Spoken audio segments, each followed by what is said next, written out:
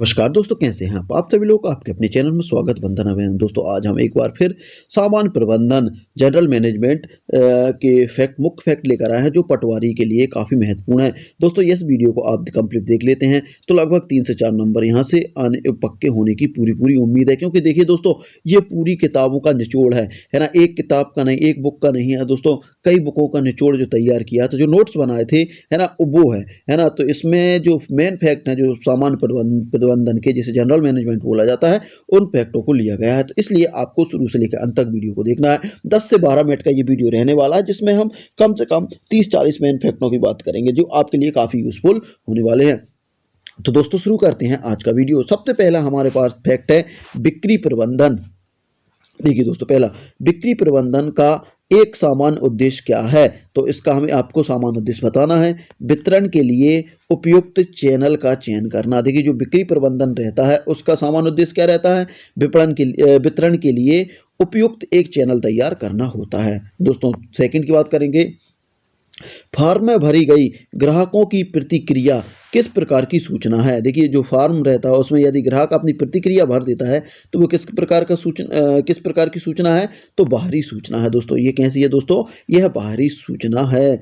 विशिष्टीकरण एवं कुशलता ही संगठन का ढांचा निर्धारित कर रही है। देखिए दोस्तों, विशिष्टीकरण एवं कुशलता ही संगठन का ढांचा निर्धारित कर रही है। यह क्या दर्शाता है। देखिए दोस्तों यह क्या दर्शाता है, तो आप लोगों को बताना है। मानव संसाधन में परंपरागत सिद्धांत बाहर होते जा रहे हैं। देखिए जो मानव संसाधन में परंपरागत साधन क्या होते जा रहे हैं, बाहर होते जा रहे हैं। ठीक है ना। नेक्स्ट की बात करेंगे तो दोस्तों नेक्स्ट है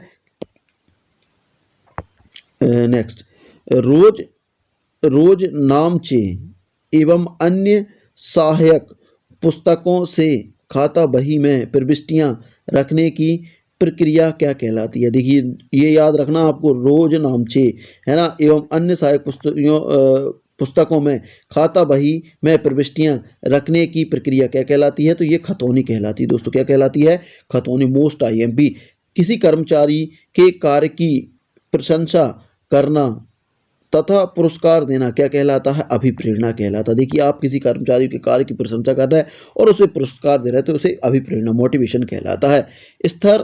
स्थिर लागत पर ऋण कोषों का प्रयोग करना क्या कहलाता है, समता पर व्यापार है ना। किसने कहा है कि बजट एक निश्चित अवधि के लिए सरकार की वित्तीय योजना है। देखिए दोस्तों मोस्ट आईएमपी इसको जरूर याद रखना। इनने किसने कहा दोस्तों, टेलर ने कहा है। किसने कहा दोस्तों, टेलर ने कहा है। इसके बाद बात करेंगे नेक्स्ट हमारा POSD CORB है ना का सिद्धांत किसने प्रतिपादित किया था। ये आपको पूरी स्पेलिंग याद रखना दोस्तों, POSD CORB है ना। पोस्ट कोर्ब का सिद्धांत किसने प्रतिपादित किया था, तो ये किया था लूथर गुलिक ने। किसने किया था दोस्तों, लूथर गुलिक। एक जगह और दोस्तों नाम आया था इनका, तो इसलिए आप लोगों को याद रखना है ना। फिर उसके बाद आ गया POSD CORB का पूर्ण रूप क्या है, तो आपको अब इसका फुल फॉर्म बतानी है। तो P का मतलब होता है प्लानिंग, O का मतलब होता है ऑर्गेनाइजिंग है ना, S का मतलब होता है स्टाफिंग है ना, और D का मतलब होता है डायरेक्टिंग, और C का मतलब होता है कोऑर्डिनेटर, और R का मतलब होता है रिपोर्टिंग, और बी का मतलब होता है बजटिंग है ना। तो ये आप लोगों को दोस्तों याद रखना है फुल फॉर्म। ये फुल फॉर्म आपसे पूछे जा सकते हैं। इसका देखिए नेक्स्ट फैक्ट देखेंगे, विचारों का मस्तिष्क जटिल भी प्रत्यक्ष दर्पण है। यह एक ऐसा प्रयोग है जिसमें मानसिक विचार शब्द के रूप में ढलकर सम्मुख आते हैं। यह कथन किसका है, तो जॉर्ज हॉस्टन का है। दोस्तों यह कथन किसका है, जॉर्ज हॉस्टन का है ना। जो संस्था विभिन्न ग्राहकों, देखिए दोस्तों नेक्स्ट, जो संस्था विभिन्न ग्राहकों में अंतर नहीं करती, ग्राहकों में देखिए जो संस्था विभिन्न ग्राहकों में अंतर नहीं करती और अपना एक विपणन कार्यक्रम अपनाती है। यह विपणन मूल नीति कौन सा प्रकार है? तो भेदभाव रहित विपणन। देखिए दोस्तों, यदि कोई सी संस्था किसी भी ग्राहक में भेदभाव नहीं करती, अंतर नहीं करती, तो उसका क्या कहलाता, मूल नीति का उद्देश्य क्या कहलाता है? भेदभाव रहित विपणन नीति। उसके बाद नेक्स्ट की बात करेंगे, है ना। अगला है प्रबलीकरण का सिद्धांत किस पर आधारित है? तो दोस्तों ये है अधिगम सिद्धांत और स्किनर के सिद्धांत पर। जो प्रबलन सिद्धांत है, देखिए दोस्तों, ये हमने किस में पढ़ा था? ये हमने उसमें भी पढ़ा था, बाल विकास में भी पढ़ा था। तो प्रबलीकरण का सिद्धांत किस पर आधारित होता है? अधिगम सिद्धांत और स्किनर के सिद्धांत पर। उसके बाद बात करेंगे अगले नेक्स्ट फैक्ट है हमारे पास। देखिए बहुत मोस्ट आईएमपी फैक्ट ना दोस्तों, इसलिए वीडियो को बड़े ध्यान से देखना आप लोगों को, है ना। किस स्तर के प्रबंधन विभागीय उद्देश्यों के लिए चिंतित होते हैं? देखिए किस स्तर के प्रबंधन विभागीय उद्देश्यों के लिए चिंतित होते हैं? तो मध्य स्तरीय दोस्तों। कौन से रहते हैं दोस्तों? मध्य स्तरीय। वे निर्माता जो सभी बाजार में एक साथ पहुंचना पसंद नहीं करते, वे विपणन की कौन सी नीति का अनुसरण करते हैं? केंद्रीय विपणन नीति। केंद्रीय विपणन नीति। उसके बाद नेक्स्ट है संगठन में प्राधिकरण के 3 प्रमुख प्रकार कौन से हैं? देखिए दोस्तों, संगठन में प्राधिकरण के 3 प्रमुख प्रकार कौन से हैं? लाइन, स्टाफ और प्रक्रियात्मक, है ना दोस्तों। नेक्स्ट, बाजार की उप बाजारों में बांटना। देखिए बाजारों को उप बाजार में बांटना क्या कहलाता है दोस्तों? बाजार विभक्तिकरण कहलाता है। बाजार विभक्तिकरण कहलाता है। बाजारों को आप उप बाजारों में बांट रहे हैं, मतलब क्या कर रहे हैं? बाजार विभक्तिकरण कर रहे हैं। विज्ञापन रणनीति किस प्रबंधन का हिस्सा है? बिक्री प्रबंधन का हिस्सा है दोस्तों। बिक्री प्रबंधन का हिस्सा है। लाभांश क्या है दोस्तों? लाभांश क्या है? वह धनराशि जो धन से नियमित रूप से कंपनी के शेयर धारकों को नगद या शेयर के रूप में भुगतान की जाती है, वो क्या राशि है दोस्तों? लाभांश कहलाती है। तो ये चीजें दोस्तों आप लोगों को याद रखना। ये परिभाषाएं देखिए डायरेक्ट आप लोगों से पूछी जा सकती हैं, और ये क्वेश्चन भी आप लोगों से डायरेक्ट पूछे जा सकते हैं, इसलिए आप लोगों को थोड़ा सा ध्यान देने की आवश्यकता है। अगला, मनुष्य का व्यवहार सीखी हुई प्रेरणा से प्रभावित रहता है। इस मान्यता पर आधारित कौन सा मॉडल है? तो पावलोनियन मॉडल। देखिए पावलोनियन मॉडल है। इस मॉडल को जरूर याद रखना, मोस्ट आईएमपी है। तुलन पत्रक। देखिए तुलन पत्रक या इसे कहते हैं बैलेंस शीट का लेखांकन समीकरण क्या है?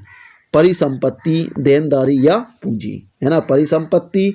परिसंपत्ति बराबर देनदारी प्लस पूंजी, ये दोनों मिलकर बना होता है।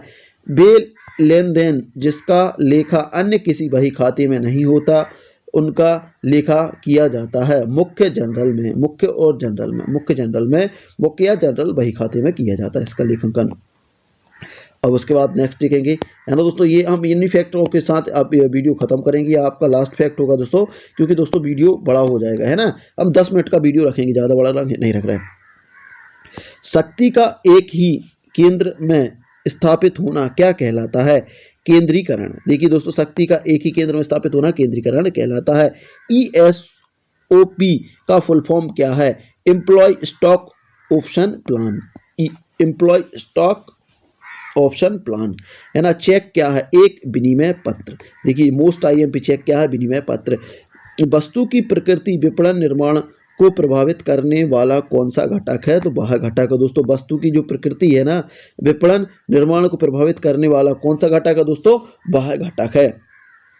मैनेजमेंट इन इंडस्ट्रियल वर्ल्ड नामक पुस्तक किसने लिखी? तो हरविंसन ने लिखी। तो ये आप लोगों को याद रखना, मोस्ट आईएमपी बुक है ना। प्रबंध यह जानने की कला है कि क्या करना है तथा उसे करने का सर्वोत्तम एवं सुलभ तरीका कौन सा है? यह कथन किसका है?